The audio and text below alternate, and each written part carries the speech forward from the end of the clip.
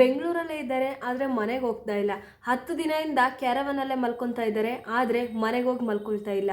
So ಏನಿದು ಸ್ಯಾಂಡಲ್ವುಡ್ನ super duper ಜೋಡಿ ಅಂತ ಹೆಸರುವಾಸಿಯಾಗಿರುವ ರಾಖಿ ಬಾಯ್ ಜೋಡಿ ಏನಾಯಿತು? ಏನಿದು ದಾಂಪತ್ಯದಲ್ಲಿ ಬಿರುಕು, ದಾಂಪತ್ಯದಲ್ಲಿ ಮುರುಕು, ಯಾಕೆ ಸುದ್ದಿ? ಸ್ಪೋರ್ಟ್ಸ್ ಅಂದರೆ ವಿರಾಟ್ ಕೊಹ್ಲಿ ಅವರು ಯಾವ ರೀತಿ ಹೆಸರು ಮಾಡಿದಾರೋ, ಯಾವ ರೀತಿ ಅವ್ರನ್ನ ಹೊಗಳ್ತಾರೋ, ಅದೇ ರೀತಿ ಸ್ಯಾಂಡಲ್ವುಡ್ಡಲ್ಲಿ ಹೊಗಳಿಸ್ಕೊಳ್ಳೋ ಅಂಥವ್ರು ಯಾರು ಅಂತ ಹೇಳಿದರೆ ಅದು ನಮ್ಮ KGFನ ನಾಯಕ ಹೀರೋ ರಾಕಿಂಗ್ ಸ್ಟಾರ್ ಯಶ್ ಅವರು. ಸೊ ಯಾಕೆ ಈ ಹೋಲಿಕೆ ಮಾಡ್ತೀವಿ ಅಂತ ಹೇಳೋದಾದರೆ, ಯಶ್ ಅವ್ರ ವೈಫ್ನ ನೋಡಿ, ರಾಧಿಕಾ ಪಂಡಿತ್ ಅವರು ಮದುವೆಗಿಂತ ಮುಂಚೆ ಅವ್ರಿಗಿಂತ ತುಂಬಾ ಹೆಸರು ಮಾಡಿರ್ತಾರೆ, ತುಂಬಾ ಪ್ರಶಸ್ತಿಗಳನ್ನ ಪಡ್ಕೊಂಡಿರ್ತಾರೆ, ತುಂಬ ಮೂವೀಸ್ಗಳನ್ನ ಮಾಡಿರ್ತಾರೆ, ತುಂಬಾ ಅತಿ ಹೆಚ್ಚು ಹೆಸರನ್ನ ಮಾಡಿರ್ತಾರೆ ಇವರು ಯಶ್ಗಿಂತ ಜಾಸ್ತಿ. ಸೊ ಆದರೂ ಕೂಡ ಮದುವೆ ಆದ ನಂತರ ತಮ್ಮ ಫ್ಯಾಮಿಲಿಗೋಸ್ಕರ, ತಮ್ಮ ಈ ಮೂವಿ ಆ್ಯಕ್ಟಿಂಗ್ ತ್ಯಾಗ ಮಾಡ್ತಾರೆ ಅಂತ ಏನು ಯಶ್ ಅವರ ಹೇಳಿಕೆಗೋಸ್ಕರ, ಯಶ್ ಅವರ ಅಭಿವೃದ್ಧಿಗೋಸ್ಕರ. ಸೊ ಅವ್ರ ಆ್ಯಕ್ಟಿಂಗನ್ನು ತ್ಯಾಗ ಮಾಡೋದ್ರ ಮುಖಾಂತರ ತಮ್ಮ ಇಡೀ ಗಮನವನ್ನು ತಮ್ಮ ಕುಟುಂಬ, ಫ್ಯಾಮಿಲಿ, ದಾಂಪತ್ಯ, ತಮ್ಮ ಕುಟುಂಬನ ನೋಡ್ಕೊಳ್ಳೋದಕ್ಕೆ ಅವರು ತ್ಯಾಗ ಮಾಡ್ತಾರೆ. ಸೊ ಯಾಕೆ ಇವ್ರನ್ನ ಕಂಪೇರ್ ಮಾಡ್ತಾರೆ ಕ್ರಿಕೆಟಲ್ಲಿ ವಿರಾಟ್ ಕೊಹ್ಲಿ ಅಂತ ಹೇಳಿದ್ರೆ, ಸೊ ವಿರಾಟ್ ಕೊಹ್ಲಿ ಅವರ ವೈಫ್ ಅನುಷ್ಕಾ ಅವರು ಕೂಡ ಅದೇ ರೀತಿ ತಮ್ಮ ಕರಿಯರ್ನೇ ತ್ಯಾಗ ಮಾಡ್ತಾರೆ ಕೊಹ್ಲಿಗೋಸ್ಕರ, ತಮ್ಮ ಫ್ಯಾಮಿಲಿಗೋಸ್ಕರ. ಸೊ ಅಷ್ಟೊಂದು ಪ್ರೀತಿ ವಿಶ್ವಾಸವನ್ನು ಇವ್ರ ಫ್ಯಾಮಿಲಿಗಳಿಗೆ ಇಟ್ಕೊಂಡಿರ್ತಾರೆ.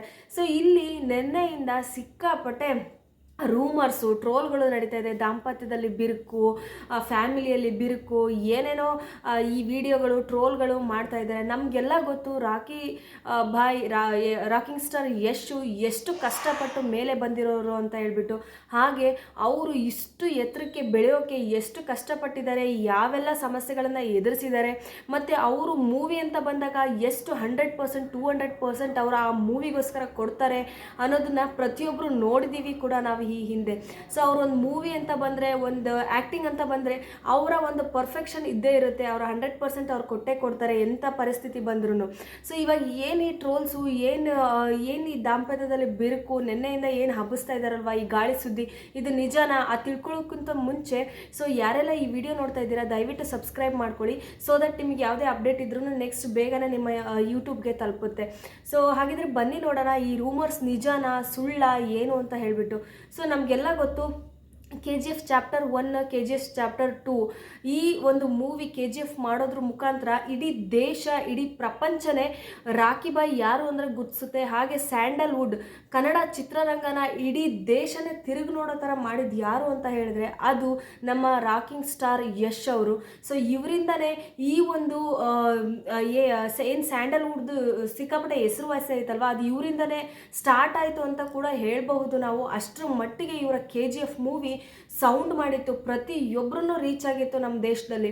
ಸೊ ಇವಾಗ ಏನು ಈ ರೂಮರ್ಸ್ ಅಂತ ಹೇಳಿದ್ರೆ, ನೆಕ್ಸ್ಟು KGF 2 ಆದ ನಂತರ ಯಾವುದೇ ಮೂವಿಗಳು ಇವ್ರ ಕಡೆಯಿಂದ ರಿಲೀಸ್ ಆಗಿರಲಿಲ್ಲ, ಅಂದರೆ ಯಾವುದೇ ಮೂವಿಗಳು ಕಂಪ್ಲೀಟ್ ಆಗಿ ರಿಲೀಸ್ ಆಗಿರಲಿಲ್ಲ ಯಶ್ ಅವ್ರದ್ದು.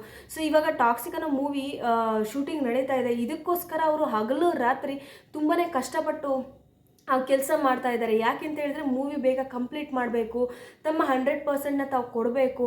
ನಮಗೆಲ್ಲ ಗೊತ್ತು ಅವ್ರ ಮೂವಿಗೋಸ್ಕರ ಎಷ್ಟೆಲ್ಲ ಕಷ್ಟಪಟ್ಟು ನೀವು ಜೀವನ ಸ್ಟೋರಿ, ಅವ್ರ ಲೈಫ್ ಸ್ಟೋರಿ ನೀವು ನೋಡಿದ್ರೆ ಹಿಂದೆ ಹೇಗೆ ಅವ್ರು ಬೆಳ್ಕೊಂಡು ಬಂದರು ಅನ್ನೋದು ನೋಡಿದ್ರೆ ಯಾರು ಈ ರೀತಿ ತಪ್ಪಾಗಿ ಕೆಟ್ಟದಾಗಿ ಟ್ರೋಲ್ ಮಾಡಲ್ಲ. ಸೊ ಹಾಗಿದ್ದಾಗ ಅಷ್ಟೊಂದು 100% ಅಷ್ಟೊಂದು ಕಾನ್ಸಂಟ್ರೇಟ್ ಮಾಡಿ ಆ್ಯಕ್ಟ್ ಮಾಡುವಂತಹ ಒಬ್ಬ ನಟ ಯಾರು ಅಂತ ಹೇಳಿದ್ರೆ ಯಶ್ ಅವರು. ಸೊ ಇವರು ಕ್ಯಾರವಾನಲ್ಲಿ ಅಂದರೆ ಏನು ಶೂಟಿಂಗ್ ಸೆಟ್ಟಲ್ಲಿ ಇವ್ರಿಗೆ ಅಂತ ಒಂದು ಮೀಸಲಿಟ್ಟಿರ್ತಾರಲ್ವ, ಸೊ ಆ ಒಂದು ಪ್ಲೇಸಲ್ಲಿ ಇವರು ಮಲ್ಕೊಳ್ತಾ ಇದ್ದಾರೆ ಒಂದು 10 ದಿನದಿಂದ.